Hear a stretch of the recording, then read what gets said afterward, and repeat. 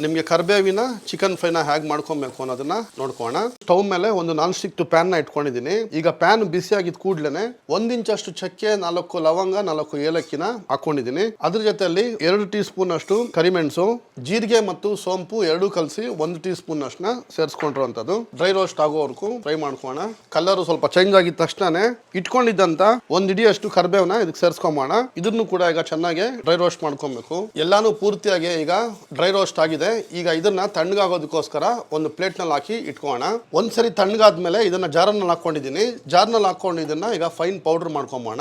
ಆದಷ್ಟು ಈ ರೀತಿ ಫೈನ್ ಪೌಡರ್ ಮಾಡ್ಕೊಬೇಕು. ಈಗ ಇದನ್ನ ಒಂದ್ ಸೈಡ್ ನಲ್ಲಿ ಇಟ್ಕೊಂಬೋಣ. ಕಡಾಯಿಗೆ ಇವಾಗ ಒಂದು 50 ml ಅಷ್ಟು ಆಯಿಲ್ ನ ಸೇರಿಸ್ಕೊಂಬೋಣ.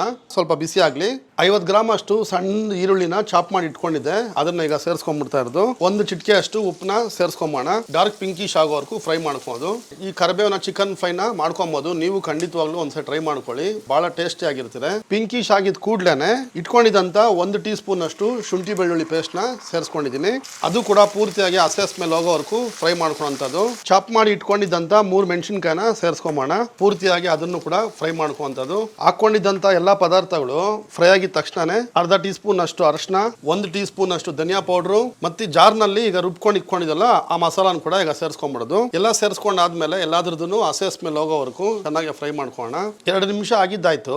1-2 ಕಡ್ಡಿ ಅಷ್ಟು ಕರ್ಬೇವನ್ನ ಸೇರಿಸ್ಕೊಂಡಿರೋದು, ಅದನ್ನು ಕೂಡ ಒಂದ್ಸರಿ ಮಿಕ್ಸ್ ಮಾಡ್ಕೊಂಬೋಣ.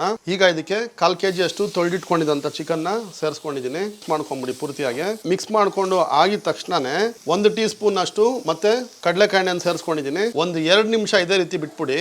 ಚಿಕನ್ ಕಂಪ್ಲೀಟ್ ಆಗಿ ಕಲರ್ ಚೇಂಜ್ ಆಗಿದ ತಕ್ಷಣನೇ ಇಟ್ಕೊಂಡಿದ್ದಂತ 1-3 ಟೀ ಸ್ಪೂನ್ ಅಷ್ಟು ನೀರ್ನ ಸೇರಿಸ್ಕೊಂಡಿದ್ದೀನಿ. ಬಹಳ ನೀರ್ನ ಸೇರಿಸ್ಕೊಂಬೇಡಿ. ಇದೇ ಹಂತದಲ್ಲೇ ಪುದೀನ ಇಟ್ಕೊಂಡಿದ್ದೆ 1 ಇಡಿಯಷ್ಟು, ಅದನ್ನು ಕೂಡ ಈಗ ಸೇರಿಸ್ಕೊಂಡಿದ್ದೀನಿ.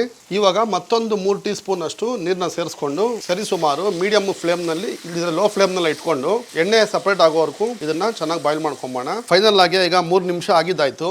ಎಣ್ಣೆ ಸಪರೇಟ್ ಆಗ್ತಾ ಇದೆ. 1 ಚುಟ್ಕೆ ಅಷ್ಟು ಪುಡಿ ಉಪ್ಪನ್ನ ಹಾಕೊಂಡಿರುವಂತದ್ದು. ಈಗ ಚಾಪ್ ಮಾಡಿ ಇಟ್ಕೊಂಡಿದಂತ ಕೊತ್ತಂಬರಿನ ಕೂಡ ಸೇರಿಸ್ಕೊಂಬೋಣ. ಆಯಿಲ್ ಎಲ್ಲ ಸಪರೇಟ್ ಆಗ್ತಾ ಇದೆ. ಈಗ ಮತ್ತೆ 3 ಟೀ ಸ್ಪೂನ್ ಅಷ್ಟು ನೀರ್ನ ಸೇರಿಸ್ಕೊಂಡಿದ್ದೀನಿ. ನೀರ್ನ ಸೇರಿಸ್ಕೊಂಡಾದ್ಮೇಲೆ ಒಂದ್ಸರಿ ಮಿಕ್ಸ್ ಮಾಡ್ಕೊಂಡು ಇದ್ರ ಮೇಲೆ ಒಂದು ಲಿಡ್ ಕ್ಲೋಸ್ ಮಾಡಿ ಸುಮಾರು 3 ನಿಮಿಷ ಹಂಗೆ ಬಿಟ್ಬಿಡಿ. 3 ನಿಮಿಷ ಆಗಿದ್ದಾಯ್ತು. ಲಿಡ್ ನ ತೆಕ್ಕೊಂಬೋಣ. ಆಯಿಲ್ ಎಲ್ಲ ಪೂರ್ತಿಯಾಗಿ ಸಪರೇಟ್ ಆಗಿದೆ. ಈಗ ಮಿಕ್ಕಿದಂತ ಪೌಡರ್ನ 1 ಟೀ ಸ್ಪೂನ್ ಅಷ್ಟನ್ನ ಸೇರಿಸ್ಕೊಂಡ್ಬಿಡೋದು. ನೋಡ್ಬೋದು ಎಷ್ಟು ಬ್ಯೂಟಿಫುಲ್ ಆಗಿದೆ. ನೀವು ಕೂಡ ಒಮ್ಮೆ ಟ್ರೈ ಮಾಡ್ಕೊಳ್ಳಿ. ಈಗ ಟವ್ನ ಟರ್ನ್ ಆಫ್ ಮಾಡ್ಕೊಂಡು ಒಂದು 5 ನಿಮಿಷ ಹಾಗೆ ಇಟ್ಕೋಣ. ಚೆನ್ನಾಗಿ ಸೆಟ್ ಆಗ್ಬಿಡಿ. ನೀವು ಯಾರಾದ್ರೂ ಹೊಸಬ್ರಾದ್ರೆ ನಮ್ಮ ಚಾನಲ್ಗೆ ದಯವಿಟ್ಟು ಸಬ್ಸ್ಕ್ರೈಬ್ ಮಾಡ್ಕೊಳ್ಳಿ, ಮತ್ತೆ ಶೇರ್ ಮಾಡಿ, ಮತ್ತೆ ಪಕ್ಕದಲ್ಲಿರುವಂತ ಬೆಲ್ ಐಕಾನ್ ಪ್ರೆಸ್ ಮಾಡೋದು ಮರ್ತೋಬೇಡಿ ಅಂತ ಹೇಳ್ತಾ, ಎಂದಿನಂತೆ ನಾನು ನಿಮ್ಗೆ ಇನ್ನೊಂದು ಹೊಸ ವಿಡಿಯೋದಲ್ಲಿ ಸಿಗೋವರೆಗೂ ಎಲ್ರಿಗೂ ಟೇಕ್ ಕೇರ್ ಮತ್ತು ಹ್ಯಾಪಿ ಈಟಿಂಗ್. ಸೂಪರ್ ಆಗಿದೆ, ಮಾಡ್ಕೊಂಡು ಟ್ರೈ ಮಾಡಿ.